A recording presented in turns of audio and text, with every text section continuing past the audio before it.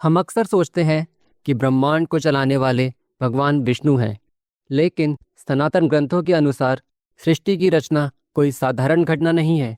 इसके पीछे भगवान नारायण के तीन दिव्य कॉस्मिक रूप कार्य करते हैं: महाविष्णु, गर्भोदक्षाई विष्णु और क्षीरोदक्षाई विष्णु। ये भगवान के ऐसे रूप हैं जो पूरे ब्रह्मांड की रचना, व्यवस्था और संचालन से जुड़े कार्य करते हैं। अब जरा कल्पना कीजिए, जब ना समय था, ना आकाश, ना पृथ्वी, तब केवल भगवान नारायण ही विराजमान थे। नारायण भगवान का परम और मूल स्वरूप है, जो सृष्टि के कार्य से परे दिव्य लोक वैकुंठ में वास करते हैं। नारायण शब्द को दो भागों में समझा जाता है: नर या नार अर्थात जीव, प्राणी या जल, और आयन अर्थात आश्रय या निवास स्थान।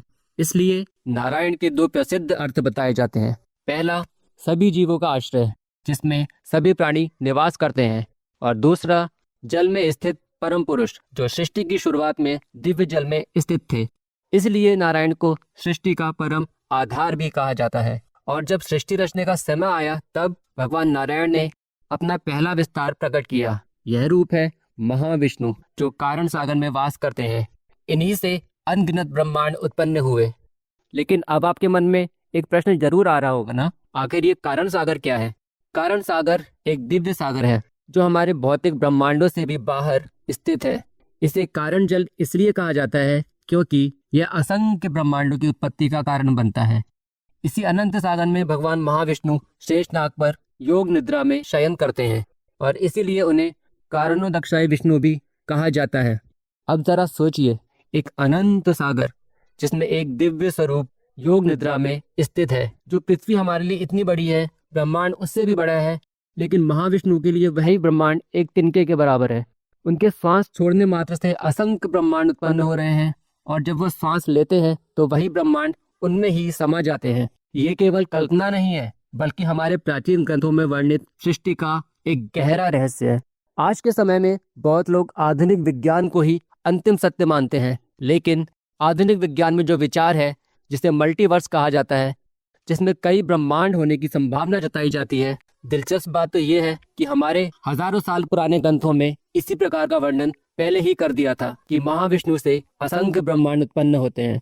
ब्रह्म संहिता में भी बताया गया है कि महाविष्णु के श्वास से असंख्य ब्रह्मांड उत्पन्न होते हैं और फिर उन्हीं में समा जाते हैं। भागवत पुराण में भी सृष्टि की उत्पत्ति और विष्णु के विभिन्न रूपों का विस्तार से वर्णन मिलता है। लेकिन कहानी यहीं समाप्त नहीं होती। महाविष्णु का ही दूसरा रूप हर ब्रह्मांड के भीतर प्रवेश करता है। यह रूप है गर्भोदक्षाई विष्णु। जब नया ब्रह्मांड बनता है तो उसके भीतर आधा भाग दिव्य जल से भर जाता है। इसी जल को गर्भोदक्ष सागर कहा जाता है, और इसी सागर में भगवान गर्भोदक्षाई विष्णु शयन करते हैं। उनकी नाभि से एक दिव्य कमल प्रकट होता है, और उसी कमल पर ब्रह्मा का जन्म होता है। जब ब्रह्मा प्रकट हुए तो उन्हें बिल्कुल नहीं पता था कि वो कौन है। चारों ओर केवल अनंत जल था। अपनी उत्पत्ति को जानने के लिए ब्रह्मा उस कमल के डंठल के भीतर नीचे तक जाने का प्रयास करते हैं, लेकिन उन्हें कुछ भी पता नहीं चलता। तब वो ध्यान करते हैं, और दीर्घ तपस्या के बाद उन्हें दिव्य ज्ञान प्राप्त होता है। साथ ही भगवान विष्णु का दर्शन भी होता है। तब उन्हें ये ज्ञान मिलता है कि उन्हें सृष्टि की रचना का कार्य करना है। इसके बाद ब्रह्मा पूरे ब्रह्मांड की रचना करते हैं, जिसमें 14 लोक, ग्रह, तारे और सभी जीव आते हैं। ब्रह्मांड की रचना होने के बाद भगवान विष्णु का तीसरा रूप प्रकट होता है, और यह रूप है क्षीरोदक्षाई विष्णु। क्षीर सागर में रहने के कारण उन्हें क्षीरोदक्षाई विष्णु कहा जाता है। क्षीर सागर ब्रह्मांड के भीतर स्थित एक दिव्य सागर है, जिसका जल दूध के समान सफेद और पवित्र बताया गया है। इसलिए इसे क्षीर अर्थात दूध का सागर कहा जाता है।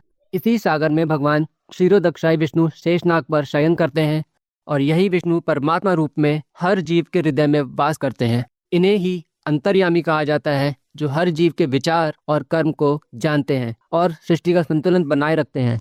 इस प्रकार सृष्टि की पूरी व्यवस्था परम रूप नारायण के 3 रूपों के माध्यम से चलती है। महाविष्णु असंख्य ब्रह्मांडों की उत्पत्ति करते हैं। गर्भोदक्षाई विष्णु हर ब्रह्मांड के भीतर ब्रह्मा को प्रकट करते हैं और व्यवस्था बनाते हैं, और क्षीरोदक्षाई विष्णु परमात्मा बनकर हर जीव में वास करते हैं और समय समय पर अवतार भी लेते हैं। लेकिन सबसे बड़ा रहस्य अभी बाकी है।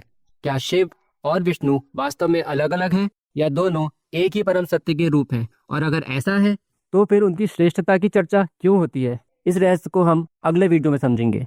अगर आपको ये वीडियो पसंद आया हो तो इसे लाइक और शेयर करें। साथ ही हमें कमेंट में बताएं कि आपको ये वीडियो कैसा लगा। सनातन धर्म से जुड़े इसी तरह के रोचक तथ्य जानने के लिए हमारे चैनल को सब्सक्राइब करना ना भूलें। नमो नारायण।